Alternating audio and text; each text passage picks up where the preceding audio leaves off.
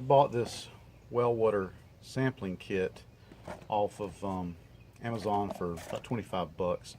And I'm going to use it to sample this water. But I also spoke to a lady, a local lady, who does water sampling, well water sampling, and just had a great conversation. Very, very smart woman, newer business.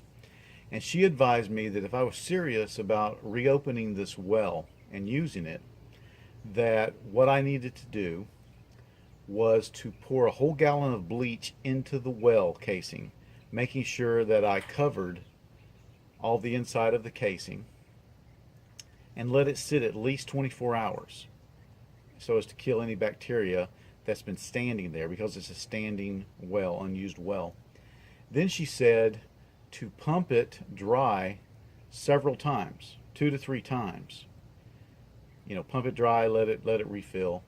Then to do my sampling and to go off that, because that would be a truer idea of what it would be like if it was an active well.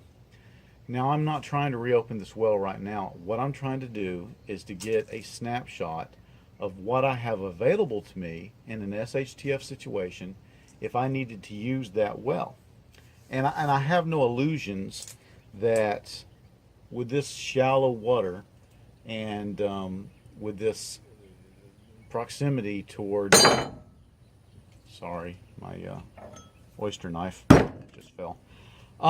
With this shallow water here, the shallow well, and with the proximity to old and even active septic tanks, I have no illusions that I could just start drinking out of the thing. So even in an SHTF situation, I would plan on treating this water. But then again, I plan on treating the rainwater coming off of my roofs, as long as I have the ability to treat it. And that's one reason I'm stockpiling. I'm collecting a few water filter systems. So anyway, we got this this water sample, and what I'm going to do, I think, is I'm going to put it into a cup, and because I got a feeling there's going to be some sediment and stuff like that, because I collected this just right off the bat with no fine tuning. So let me see here. Let me put you out of the way. So I'm just going to pour this in as best I can. Wow, that was not much of a sample. But you know what? There's not a lot of sediment. Okay, well, that's interesting. So I got to open this test kit up and find out if that's enough for a sample. If not, I'm going to have to go do it again. But let's find out if that's going to do what I need it to do. All right, I've opened up the test kit, and there's several tests here. There's hardness, copper, nitrates, nitrites, iron test, and then the pesticides and lead. And I think this is the bacteria test. Looks like a pretty good test.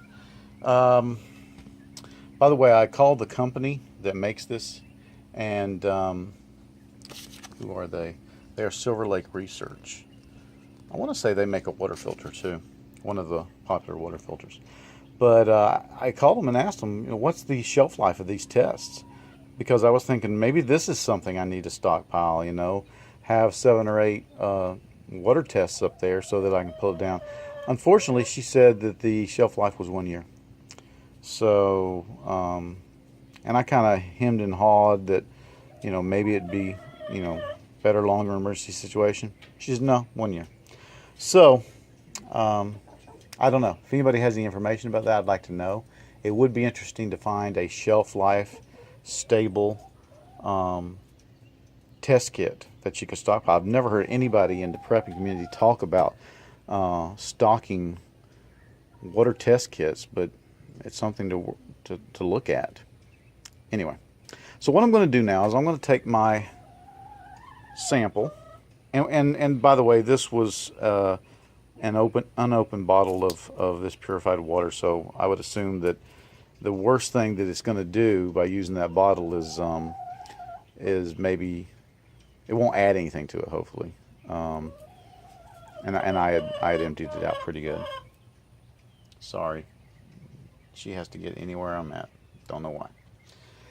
So what I'm going to do is I'm going to turn the camera off. I'm going to do these tests. I think it'll be a lot easier, and I don't want to screw up a $25 test because I'm trying to film it. And then I will turn the camera back on and show you what I find out. Thanks.